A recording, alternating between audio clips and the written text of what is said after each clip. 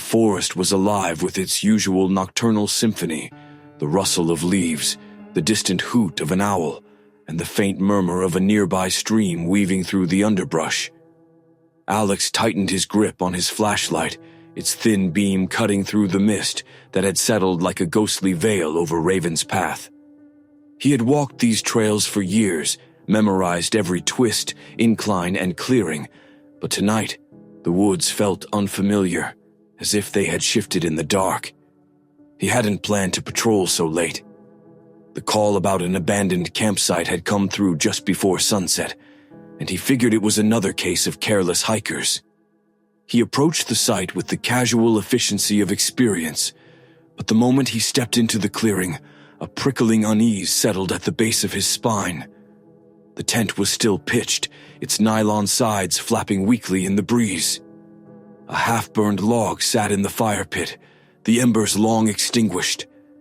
Scattered around the site were signs of a hasty departure, a sleeping bag unrolled but empty, a hiking boot lying on its side, and a stainless steel water bottle tipped over, spilling its contents into the dirt. Alex crouched by the water bottle, frowning. No signs of struggle, no blood. Yet something felt distinctly wrong. "Hello," he called, his voice cutting through the dense quiet. Only the forest answered, an eerie stillness falling over the clearing as the usual night sounds seemed to fade away. Alex's unease deepened. He was about to radio the station when he heard it. "Alex." It was faint, barely louder than a whisper, but unmistakable. His heart skipped. "Alex."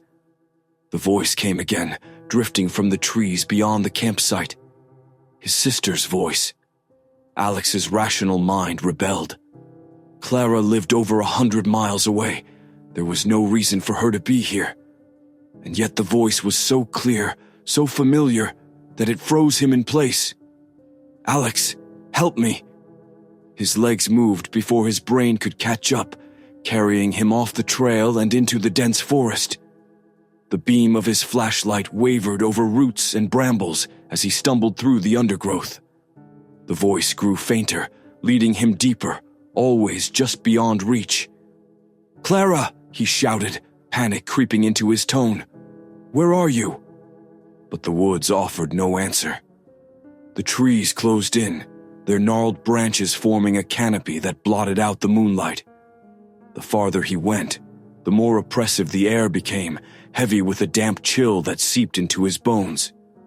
Finally, he stopped, his breath coming in short, ragged gasps. The voice was gone. Alex swung his flashlight in an arc, illuminating the empty woods.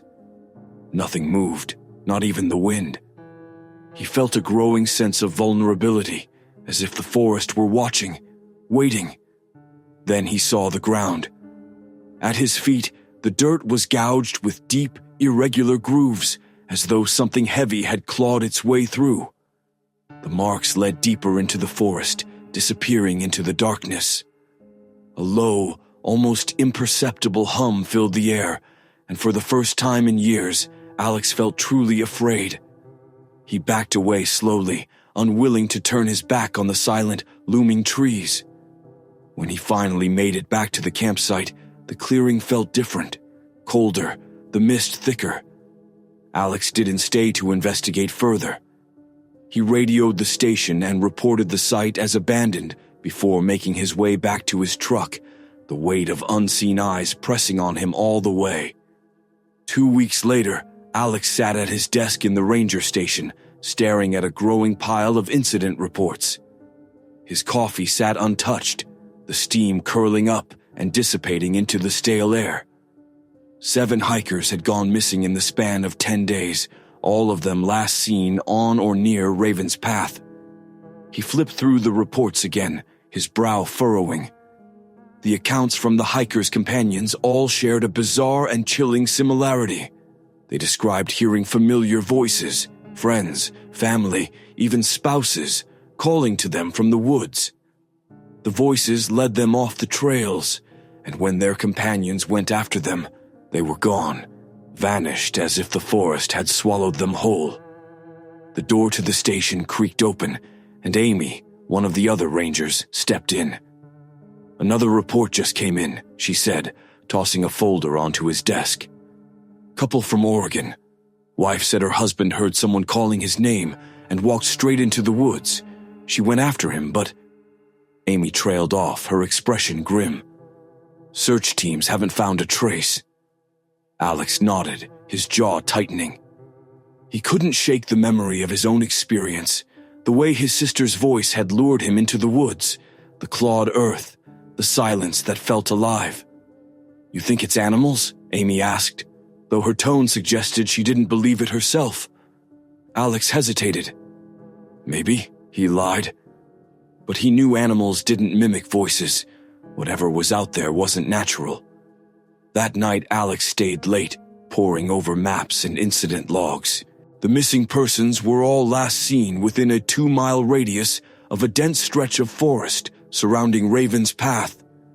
He traced the area with his finger, noting landmarks, a cluster of boulders, a shallow creek, and a dead-end trail that locals called the Hollow Way. The office was silent, save for the hum of the overhead light. Alex's thoughts were interrupted by a faint sound, so faint he almost didn't hear it. "Alex." He froze, his blood turning to ice. The voice drifted from outside the station, muffled by the thick walls but unmistakable. It was Clara's voice again. Slowly, Alex stood and moved to the window. The forest loomed just beyond the station, shrouded in shadows. He saw nothing, but the voice came again, clearer this time and tinged with desperation. "Help me, Alex." He grabbed his flashlight and stepped outside, the cool night air biting at his skin. The voice was waiting, pulling him toward the woods. The forest closed around Alex like the jaws of a trap. Every step felt heavier, the earth beneath him sodden and unyielding. His flashlight's beam bounced off gnarled roots and skeletal branches that clawed at the sky, casting twisted shadows. The voice, his sister's voice, echoed faintly ahead, each call threading through the stillness like a needle dragging dread through his veins. "Alex, I need you." He swallowed hard, gripping the flashlight tighter. The air grew colder as he ventured deeper, thick with an unnatural quiet. Not even the usual nighttime chorus of crickets or the rustle of small animals broke the silence. It felt as though the forest itself was holding its breath, watching. Ahead, a faint glow caught his eye, a pale, sickly light filtering through the trees. His pulse quickened as he approached, the light revealing a crude circle carved into the forest floor. Strange symbols, jagged and spiraling, surrounded the circle, etched deep into the earth. The markings pulsed faintly, as though alive. Alex crouched to examine them, his unease growing. The symbols were unlike anything he'd ever seen. They reminded him of the stories old-timers in town used to tell, of ancient rituals and dark forces lurking in forgotten places. He'd dismissed those tales as superstition, but now, with the symbols before him and the oppressive weight of the forest pressing down, doubt crept in. "Alex!" The voice was louder now, closer. His head snapped up. Beyond the circle, the trees seemed denser, their trunks twisted as if writhing in pain. Something moved among them, a fleeting shadow that sent a chill racing down his spine. "Clara," he called, his voice breaking. No answer. Only the faint sound of rustling leaves, though there was no wind. He stepped over the circle, the flashlight's beam trembling as it illuminated the dense forest ahead. The air seemed heavier here, charged with an energy that prickled his skin. The ground was soft and uneven, littered with broken branches and something else. He paused, lowering the light. It wasn't branches. Scattered across the ground were remnants of shredded clothing, fragments of hiking boots, and a silver watch glinting dully under the light. The watch's face was cracked, its hands frozen at midnight. Alex's breath caught in his throat. These were the belongings of the missing hikers. "Help me." The voice, so achingly familiar, came from just ahead. Alex stumbled forward, drawn by the desperation in the tone. He reached a clearing and froze, his blood turning to ice. In the center of the clearing stood a figure. At first glance, it resembled his sister, Clara, her silhouette unmistakable, her hair spilling over her shoulders. But as his flashlight fell on her face, dread surged through him. Her features were wrong. The eyes were hollow, the smile stretched too wide, the skin pale and waxy as though sculpted from candle wax. The figure tilted its head, mimicking a curious gesture Clara often made, and took a step toward him. "Alex!" It rasped, the voice disjointed, as if stitched together from fragments of other voices. "You left me." He stumbled back, tripping over a root. "You're not Clara," he shouted, his voice trembling. The thing smiled wider, its teeth gleaming unnaturally sharp. "Not Clara, not Clara." It repeated the words in a sing-song whisper, the tone shifting between soft and guttural. From the darkness, others emerged. Shapes coalesced into figures, each more grotesque than the last. Faceless forms with elongated limbs, their movements jerky and unnatural.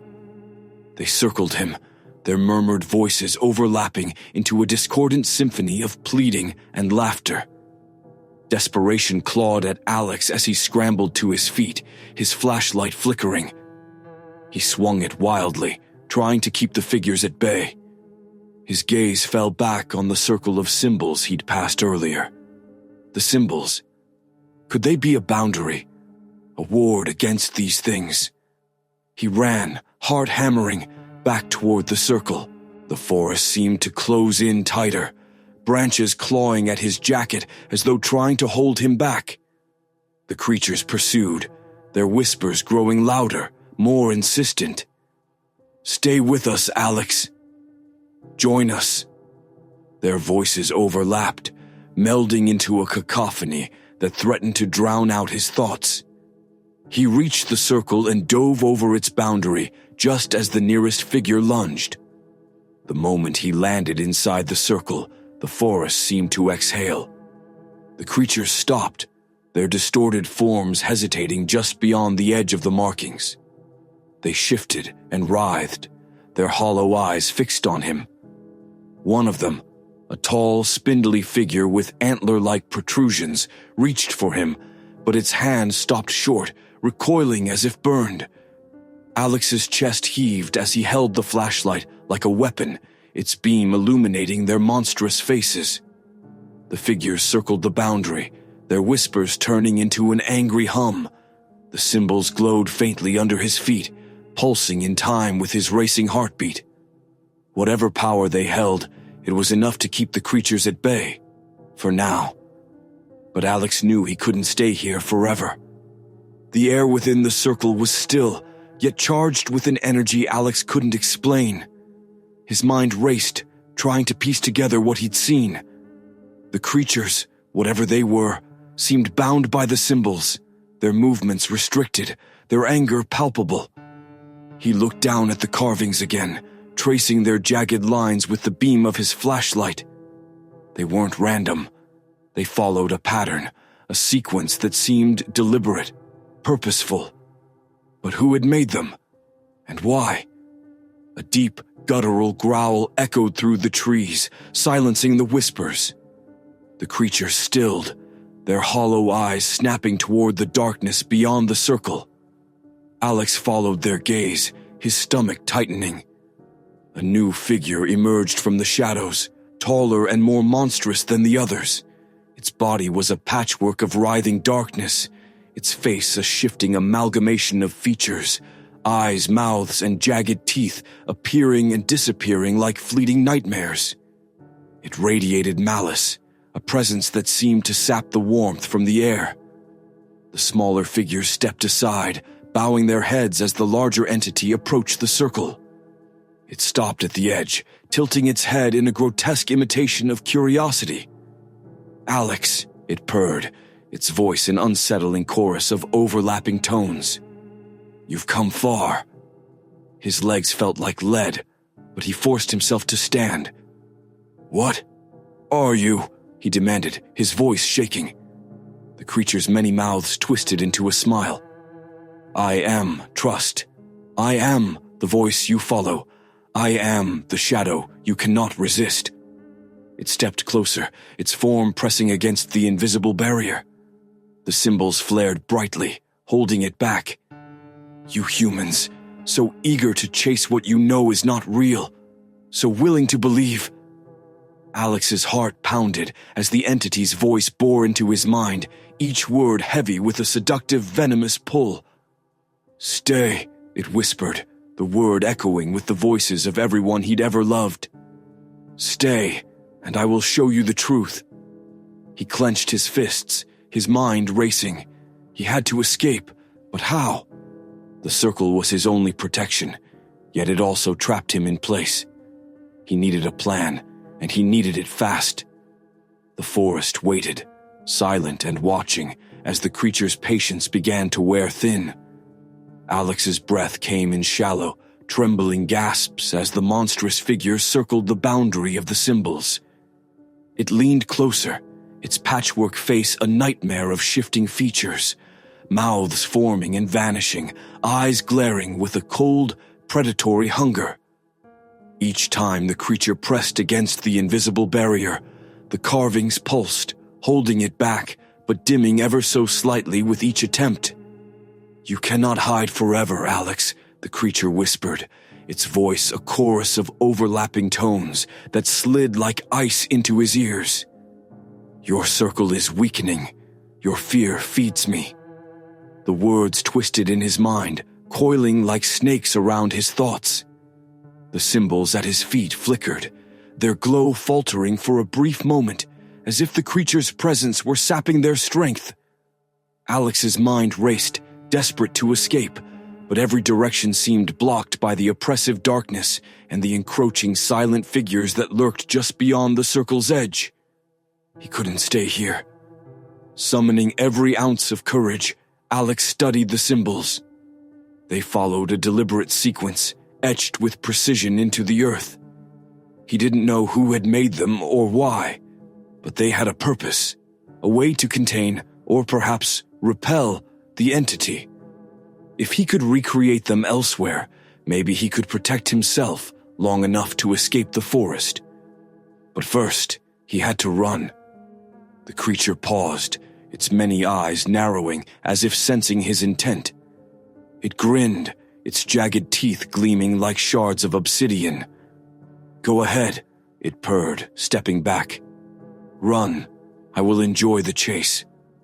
Alex didn't wait. He bolted from the circle, the flashlight's beams swinging wildly as he sprinted through the trees. Branches clawed at his jacket, and the ground beneath him seemed to shift with every step, as though the forest itself were conspiring against him. Behind him, the whispers rose, louder and more insistent. Shadows flitted between the trees, their movements unnervingly fast and fluid. Alex dared a glance over his shoulder and nearly stumbled. Several of the smaller figures were chasing him, their gaunt forms melting in and out of the darkness. "Stay with us, Alex," their voices hissed, a haunting chorus of need and malice. His legs burned as he pushed himself harder, weaving through the forest. Ahead, a faint glimmer of moonlight broke through the canopy, revealing a cluster of boulders. Alex made for them, skidding to a stop at their base. He grabbed a sharp stone and frantically began scratching the symbols into the dirt, his hands trembling as the whispers grew deafening. The ground shook faintly, the vibrations traveling up his legs. One of the figures lunged from the shadows, its elongated arms reaching for him. He scrambled back, carving the final stroke just as the figure's hand grazed the edge of the markings. The symbols flared to life, the same pale glow as before. The figure screeched and recoiled, its form twisting violently as though burned. But the respite was short-lived. Beyond the boundary, the larger creature emerged, its many eyes fixed on Alex with a predator's patience. "You think you can escape me, Alex?" it said, the voices of his sister, his mother, his closest friends weaving through its words like a net. "You're already mine." Alex's chest tightened, his pulse pounding in his ears. The symbols would hold, but not for long. He had to make a choice: stay and be trapped, or run and risk everything. Summoning his courage, he threw a rock at the creature. It struck one of its many mouths, and the thing recoiled, its grin twisting into a snarl. Using the distraction, Alex bolted again, his flashlight beam cutting through the blackened woods as he ran for what he hoped was the direction of the trail. The forest seemed alive, its branches grasping, the ground undulating beneath him. The whispers never stopped, urging him to give in, to let the darkness claim him. Just as he thought he couldn't run any further, Alex broke through the tree line. The faint glow of the ranger station's floodlights was ahead, their yellow light like a beacon in the oppressive night. He sprinted toward it, his lungs burning, his body trembling with exhaustion. The whispers faded as he crossed the threshold of the station, slamming the door behind him. He collapsed onto the floor, gasping for air, his flashlight rolling from his hand. The forest was quiet again. The thing had not followed him here. But Alex didn't feel safe. The oppressive weight of the forest lingered in his mind, its presence etched into his bones. He knew he had escaped for now, but he also knew the entity wasn't gone. It was out there, watching, waiting. Later that night, as he sat in the station, reviewing the distorted footage from his body cam, a familiar sound reached his ears. A voice. "Alex," it whispered from the dark corner of the room. It was his voice,